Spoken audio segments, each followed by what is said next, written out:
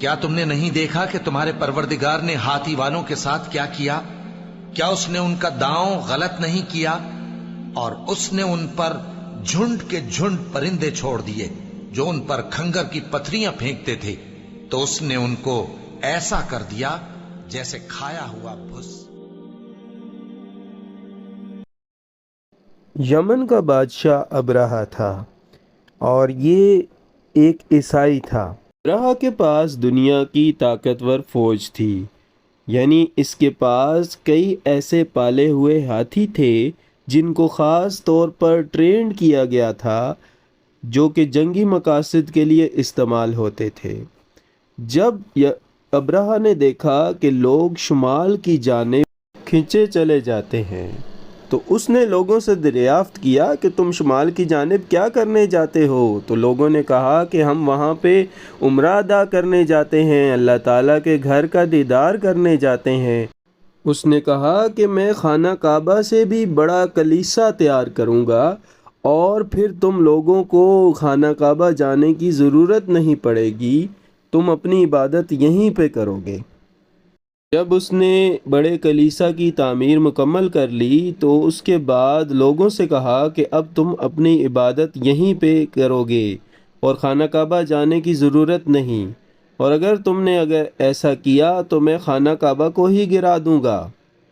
ابرہہ کے خانہ کعبہ کے اوپر حملہ کرنے کی ایک سب سے بڑی وجہ یہ تھی کہ مسلمانوں میں سے کسی دلیر مسلمان نے اس کے کلیسا میں جا کر پخانہ کر دیا اور پخانے کو کلیسا کی دیواروں پر مل دیا، جس پر اس کو شدید غصہ آیا اور اس نے یہ فیصلہ کر لیا کہ اب میں خانہ کعبہ کو ہی ڈھا دوں گا،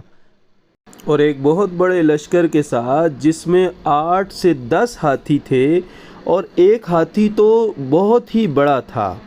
عام طور پر یمن میں ہاتھی نہیں پائے جاتے، لیکن کیونکہ یہ حبشہ سے تعلق رکھتے تھے لوگ، تو ان لوگوں نے افریقہ سے ہاتھی منگوائے اور ان کو اپنے پاس جو ہے وہ پالا۔ ان ہاتھیوں کی ٹریننگ کر کے اس قابل بنا دیا کہ وہ میدان جنگ میں دشمن کو تباہ و برباد کر سکتے تھے۔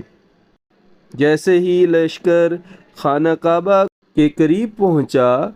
تو ابرہہ نے اپنے ایک کرندے کے ذریعے سے لوگوں کے تمام مال مویشی اپنے قبضے میں کر لیے، اور تمام لوگ ایک گھاٹی کے اندر ڈر اور خوف کی وجہ سے بھاگ گئے۔ اس وقت خانہ کعبہ کا سارا چارج آپ صلی اللہ علیہ وآلہ وسلم کے چچا حضرت عبد المطلب کے پاس تھا،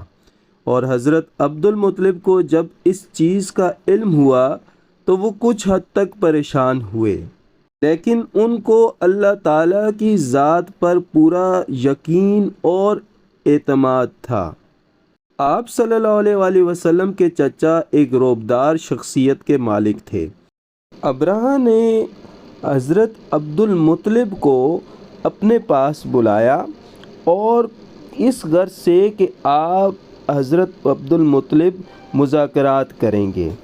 اور گڑ گڑائیں گے، معافی مانگیں گے اور یہ کہیں گے کہ ہماری جان چھوڑ دو اور یہاں سے چلے جاؤ۔ تو ابرہہ کے سامنے جب حضرت عبد المطلب آئے تو وہ آپ کی رعبدار شخصیت کو دیکھ کر اپنے تخت سے کھڑا ہو گیا اور آپ کے قریب آنا شروع ہو گیا۔ حضرت عبد المطلب سے ابرہہ کا مکالمہ کچھ اس طرح سے تھا کہ ابرہہ نے کہا کہ ہم اس کعبہ کو ڈھانے آئے ہیں، تو آپ ہمارے درمیان میں مت آئیں۔ تو حضرت عبد المطلب نے یہ کہا کہ مجھے اس کعبہ کی کوئی فکر نہیں ہے، کیونکہ اس کی حفاظت کرنے والا کوئی اور ہے، مجھے تو اپنے مال مویشیوں اور اونٹوں کی فکر ہے، میں صرف ان کا مالک ہوں، تو برائے مہربانی ان اونٹوں اور بکریوں کو واپس کر دو، میں یہاں سے چلا جاؤں گا۔ تو ابرہہ نے کہا میں تو سمجھتا تھا کہ آپ مجھے مذاکرات کرنے آئے ہیں اور یہ کہنے آئے ہیں کہ تم یہاں سے چلے جاؤ، میرے دل میں آپ کی بہت عزت تھی اور اب میرے دل میں آپ کی کوئی عزت نہیں رہی۔ ابرہہ نے اپنے سپاہیوں سے کہا کہ ان کے مال مویشی اور اونٹ واپس کر دو تاکہ یہ یہاں سے چلے جائیں اور ہمیں کوئی بھی نہ روک سکے۔ تو آپ اپنے مال مویشی لے کر اپنے لوگوں کے پاس چلے گئے اور لوگوں میں وہ مال اور مویشی تقسیم کر دیے جو جس کا حق تھا، اور خانہ کعبہ کے اندر داخل ہو گئے اور خانہ کعبہ کے دروازے کو پکڑ کر اللہ تعالیٰ سے ایک دعا کی کہ اے اللہ، ہم اس فوج کے ساتھ مقابلہ کرنے سے قاصر ہیں، یہ بہت طاقتور فوج ہے، تو اے اللہ ہماری مدد فرما اور خود اس کعبے کی حفاظت فرما۔ ابرہہ اس عظیم الشان لشکر کے ساتھ کعبے کے بہت قریب پہنچ گیا، لیکن ہاتھی نے آگے بڑھنے سے انکار کر دیا۔ بہت زور لگایا، رسیاں پھینکیں اور آگے کی طرف کھینچا، ہر حربہ آزما لیا، لیکن اس ہاتھی نے آگے کی جانب حرکت کرنے سے انکار کر دیا۔ اسی دوران اللہ تعالیٰ کی مدد آ پہنچی اور ابابیلوں کا ایک بہت بڑا جھنڈ ایک طرف سے نمودار ہوا، اور اس جھنڈ کے پاس کنکریاں تھیں، 3 کنکریاں ہر ایک پرندے یعنی ابابیل کے پاس تھیں۔ اور آج ہم گریوٹی کے بارے میں پڑھتے ہیں کہ جب اتنی زیادہ ہائٹ سے کسی چیز کو پھینکا جائے گا تو اس کی سپیڈ بہت زیادہ بڑھ جائے گی، تو یہ کنکریاں اتنی زیادہ ہائٹ سے جب نیچے کی طرف آئیں تو وہ ان کے جسموں سے آر پار ہو گئیں، ہاتھیوں کے جسموں سے آر پار ہو گئیں، اور یہ سارے کا سارا لشکر جو اپنے آپ کو بہت طاقتور سمجھتا تھا ڈھیر ہو گیا۔ حضرت عبد المطلب کی دعا قبول ہوئی۔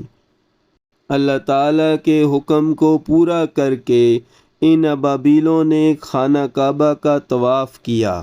اور اس چیز کا اعلان کیا کہ اللہ تعالیٰ سے بڑی کوئی طاقت اس دنیا میں نہیں، اور وہ جب چاہتا ہے کسی کو بھی عذاب دے دیتا ہے۔ ابابیلوں کا یہ گروہ اس بات کی ضمانت تھی کہ اللہ تعالیٰ سے طاقتور کوئی نہیں۔